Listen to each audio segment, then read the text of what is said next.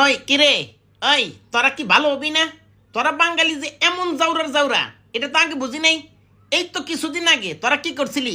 কাঁঠাল কাঁঠালটা বানায় ফেলাইছিলি, কি গোস্ত মাংস বানায় ফেলাইছিলি, তাই না? কাঁঠাল দিয়া বার্গার খাবি, আমি কিচ্ছু কই নাই, আমি চুপ আছিলাম, আমি একদম একটা কথাও বলি নাই।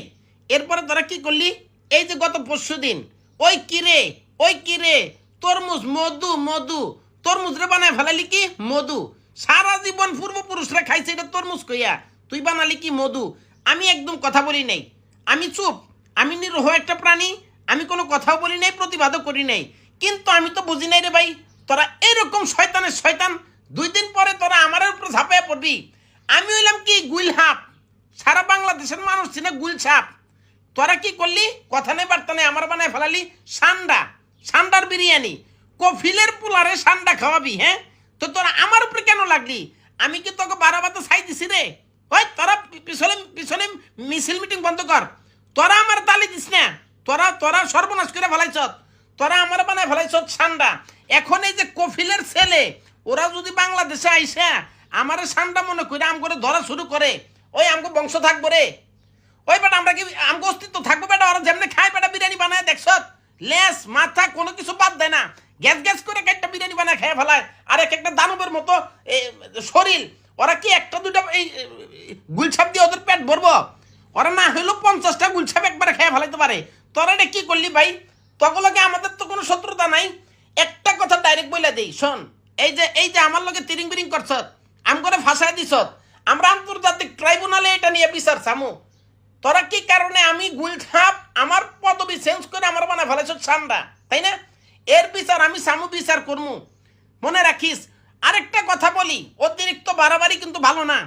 যদি বেশি বাড়াবাড়ি করস, এই যে কি এই শাহবাগে চলতেছে না, হ্যাঁ, চেয়েছিলাম হিস্সা হয়ে গেলাম বেশ্যা, এইরকম আন্দোলন শুরু করে দিব। আমাদের গোটা পরিবার জাতি আমরা এক আছি, এদেরকে নিয়ে যদি প্রয়োজনে আমাদের শাহবাগে সাহা ম্যাগি নুডলস খাইয়া, সাহা ম্যাগি নুডলস খাইয়া যদি আন্দোলন করতে হয় আমরা করবো।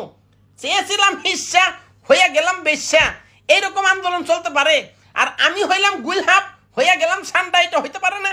হ্যাঁ বেটা, তোরা এরকম করলি কেন? আগে বেটা তোর আগেই তো ভালো আছিলাম, তোরা এখন এই যে কথা নাই বার্তা নাই হুট করে আমার বানায় ফেলাস কি এ সান্ডা, তোরা বানায় ফেলাস তোর মুজরে মধু, তোরা বানায় ফেলাস কি কাঁঠাল রে গোস্ত। ওই তোদের ঘরে কি মা বোন নেই? হয় কি রে, তোর ঘরে কি মা বোন আছে?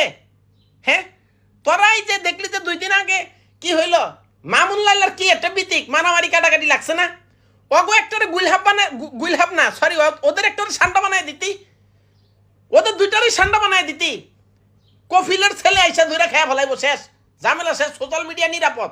কিন্তু সেটা করস নাই, তোরা লাগছত কি একটা নিরহ প্রাণী আমরা ভাই, বনে জঙ্গলে ঘুরে ঘুরে এর খোয়ার থেকে একটা মুরগি হয়তো কামড়দা খাই, এটু কি আমাদের অপরাধ? একটা মুরগি খেয়ে ফেলাই, কিন্তু আমরা তো কারো বারাবাতে ছাই দিই না। আজকে প্রতিবাদ করতে বাধ্য করিস না, আগেই বলি। আমরা যদি সাহা ম্যাগি নুডলস খাইয়া চেয়েছিলাম হিস্সা হয়ে গেলাম বেশ্যা আন্দোলনে নামি, ভাই কেউ কিন্তু ঠেকাইতে পারবি না। আজকে নিজেদের অস্তিত্ব সংকটে পড়ে গেছি গা, কি তোদেরকে ছাইরা দিমু? দুনিয়ার ফালতু চিনস না কানা নাকি তোরা কানা? ভাই তোদের কি চক্ষু হাসপাতালে যায় চোখ অপারেশন কর যদি চোখে না দেখস, ফালতু কোনখানকার। আমি হইলাম গুইলহাপ, গুইলহাপ, আমি সান্ডা না, আমরা কেউ সান্ডা না ভাই। কফিলের ছেলেদের কাছে অকুল আবেদন ভাই, আপনারা আমাদেরকে সান্ডা ভাইবেন না, বিশ্বাস করেন। আমাদের তেল, আমাদের শরীরে চামড়া কেটে তেল মানে আপনি মান্ডায় মেখে দেখেন, কোনো উপকার পাইবেন না, কিচ্ছু হইব না। হ্যাঁ, সান্ডার তেল তো আপনারা কি কাজে নাকি ব্যবহার করেন? একটা গুইলহাপ মাইরে আপনারা দেখেন যে সেই উপকার কাজে লাগে কিনা আমাদের তেল। আমরা গুইলহাপ ভাই, আমরা সান্ডা না, বিশ্বাস করেন।